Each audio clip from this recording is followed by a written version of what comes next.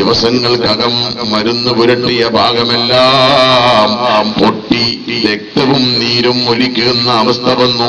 വീണ്ടും മരുന്ന് കുടിച്ചു. ശക്തമായ പൊട്ടിയൊലിക്കൽ തന്നെ. മാത്രമല്ല വളരെ നീചമായ വാസനയും വളരെ ശക്തമായ വാസനയും അനുഭവപ്പെടാൻ തുടങ്ങി. രാജകൊട്ടാരത്തിൽ വരുന്ന ആളുകളൊക്കെ മൂക്കുപൊത്തിക്കുന്നു, ദുർഗന്ധം വമിക്കുന്നു. രാജാവിനത് വലിയ ശല്യമായി മാറി. രാജകൊട്ടാരത്തിൽ വരുന്ന മന്ത്രിമാരും നേതാക്കന്മാരും മൂക്കുപൊത്തി വരാൻ തുടങ്ങിയപ്പോൾ രാജാവ് രാജകുമാരിയെ വിളിച്ചുകൊണ്ട് പറഞ്ഞു, മോളെ, നിന്റെ ഭർത്താവിനെ ഇനി ഇവിടെ വേണ്ട. ആ വേലക്കാരെ വിളിച്ചുകൊണ്ടൊരു കൊട്ടയിലാക്കി റോട്ടിൽ കൊണ്ടുപോയി ഇറങ്ങാൻ പറഞ്ഞു. രാജകുമാരി എങ്ങനെ പറഞ്ഞു? അതാ മനുഷ്യരെ ജീവനുണ്ട്, പക്ഷേ ചലിക്കാൻ കഴിയാത്ത, അനങ്ങാൻ കഴിയാത്ത ശരീരമാസകലം മുറിവ് പൊട്ടിയൊലിച്ചുകൊണ്ട് ആ മനുഷ്യനെ റോട്ടിലേക്ക് കൊണ്ടുപോയി എറിഞ്ഞു. കാക്കയും കഴുകനും പിടിച്ചു വലിക്കുകയാണ്.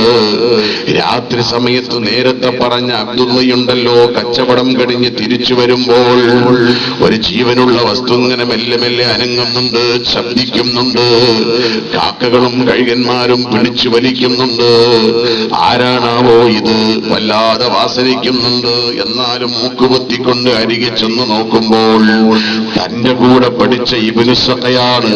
ലോകത്ത് അറിയപ്പെട്ട പണ്ഡിതനായിരുന്നു. എന്നാൽ ഇബ്നു സഖാക്ക് എന്താണ് സംഭവിച്ചു പോയത്? ഇബ്നു സഖയെ വിളിച്ചു, ഓ ഇബ്നു സഖാ, ഖുർആൻ മുഴുവൻ മനപ്പാടമുള്ള ഇബ്നു സഖാ, നീ ഖുർആൻ ഓതിക്കോ, നിന്റെ രോഗം അല്ലാഹു ശിഫയാക്കുമെന്ന് അബ്ദുള്ള പറഞ്ഞപ്പോൾ ഇബ്നു സഖ ഇശാറത്താക്കി, എനിക്ക് ഖുർആൻ അറിഞ്ഞുകൂടാ, എല്ലാം മറന്നുപോയിരിക്കുന്നു. വീണ്ടും ഇബ്നു സഖാന്റെ അടുത്ത് പോയി. ഇബ്നു സഖ ലോകത്തോട് വിട്ടുപിരിഞ്ഞുകൊണ്ടിരിക്കുകയാണ്, മരണം ഹാദറായിരിക്കുകയാണ്.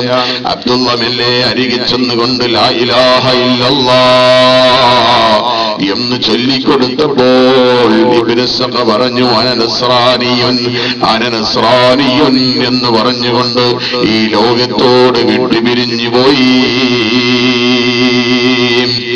ഔലിയാക്കളെ ധിക്കരിച്ചവൻ, പരിശോധിക്കാൻ പുറപ്പെട്ടവൻ അവസാനം കാഫിറായി ചത്തുപോകേണ്ട അവസ്ഥ ഇബ്നു സഖാക്ക് സംഭവിച്ചെങ്കിൽ ഔലിയാക്കളെ ബഹുമാനിച്ച മഹാനായ ശൈഖ് മുഹിയുദ്ദീൻ അബ്ദുൽ ഖാദിറുൽ ജീലാനി ഖദ്ദസല്ലാഹു സിർറുൽ അസീസ് എവിടെ എത്തിയെന്നറിയുമോ?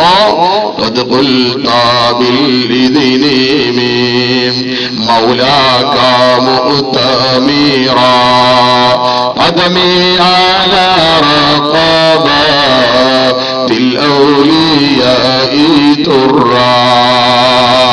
ലോകത്തുള്ള മുഴുവൻ ഔലിയാക്കളും എന്റെ കാലിൻ ചുവട്ടിലാണെന്ന് പറയിക്കാൻ മാത്രം മഹാനായ ഗൗസുൽ ആലം ശൈഖ് മുഹിയുദ്ദീൻ അബ്ദുൽ ഖാദിറുൽ ജീലാനി ഖദ്ദസല്ലാഹു സിർറുൽ അസീസ്.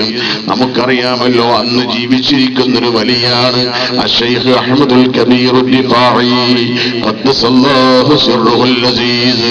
അഹ്മദുൽ കബീർ ദിഫാഇ തങ്ങള് അതാ വിളിച്ചു പറയുന്നു, വഹൈമിദു മിൻഹും. ഈ ചെറിയ അഹമ്മദ് അതിൽപ്പെട്ടതാണ്. ശിഷ്യൻ